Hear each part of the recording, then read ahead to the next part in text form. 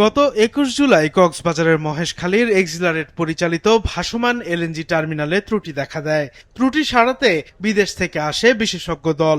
১৫ দিন পেরিয়ে গেলেও আসেনি কোনো সমাধান।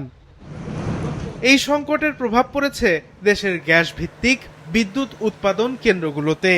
উৎপাদন ব্যাহত হচ্ছে ব্রাহ্মণবাড়িয়ার আশুগঞ্জ, নরসিংদীর ঘোড়াশাল সহ দেশের ৭১টি বিদ্যুৎ উৎপাদন কেন্দ্রে। ফলে ঘন ঘন লোডশেডিংয়ে ভোগান্তি পোহাচ্ছে মানুষ। রাজশাহী শহরে ২৪ ঘন্টায় ৪ থেকে ৫ ঘন্টা লোডশেডিং হচ্ছে। গ্রামাঞ্চলে ৭ থেকে ১০ ঘন্টা থাকছে না বিদ্যুৎ। ভ্যাপসা গরমে অসুস্থ হয়ে পড়ছে বিভিন্ন বয়সের মানুষ। এছাড়া থমকে গেছে কৃষিকাজ।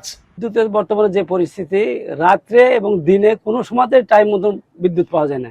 আমাদের দোকান আছে, ব্যবসা আছে, ব্যবসা তো করতেই পারছি না, গরমে অতিষ্ঠ হয়ে যাচ্ছি। গরমে হয়তো কাজ কাম করে বাড়িতে যাচ্ছি, যা কারেন্ট নাই, কষ্ট হয়েছে থাকতে।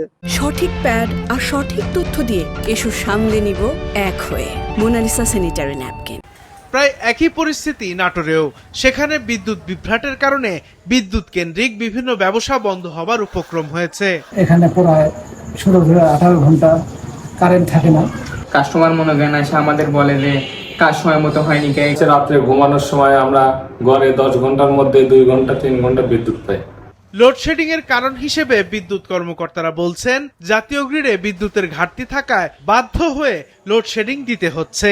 গ্রিড থেকে আমাদের বলা হচ্ছে যে আপনাদের লোডের বরাদ্দ কম হয়। আমরা আমাদের যে বরাদ্দ অনুযায়ী আমরা লোড ম্যানেজমেন্ট করে চালাচ্ছি।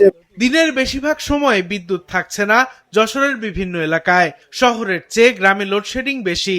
এতে চিন্তায় পড়েছেন মুরগি খামারিরা। দেখা গেল মুরগি চলে যাওয়া ২-১ দিন আগেও যখন কারেন্ট থাকে না, তখন হচ্ছে রেডি মুরগি মারা যায়, কিন্তু এই দায়ভার তো কোম্পানি নেয় না। লক্ষ্মীপুরে ৮ থেকে ১০ ঘন্টা থাকছে না বিদ্যুৎ। তার উপর গ্রাহকদের পরিশোধ করতে হচ্ছে বিদ্যুতের ভুতুরে বিল।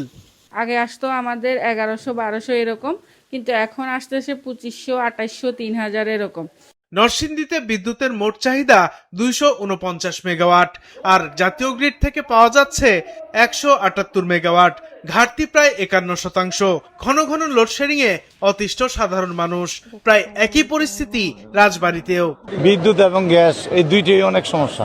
গ্যাস সংকটে গাজীপুরের বিভিন্ন কারখানার উৎপাদন কমেছে ৪০% পর্যন্ত। ডাইং কারখানাগুলো বন্ধ করে দিচ্ছে কর্তৃপক্ষ। প্রায় একই পরিস্থিতি নারায়ণগঞ্জেও। ৩৫০ ওয়ার্কার আছে, গ্যাস উৎপাদনের কারণে সাময়িক সময়ের জন্য কারখানাটা বন্ধ রাখছে। নিরবচ্ছিন্ন বিদ্যুতের দাবিতে চাঁপাইনবাবগঞ্জে মানববন্ধন করা হয়েছে। বরগুনাতে বিদ্যুৎ অফিস ঘেরাও করেছেন গ্রাহকরা। সাদেকুর রহমান সিদ্দিকী, মাছরাঙা নিউজ ডেস্ক।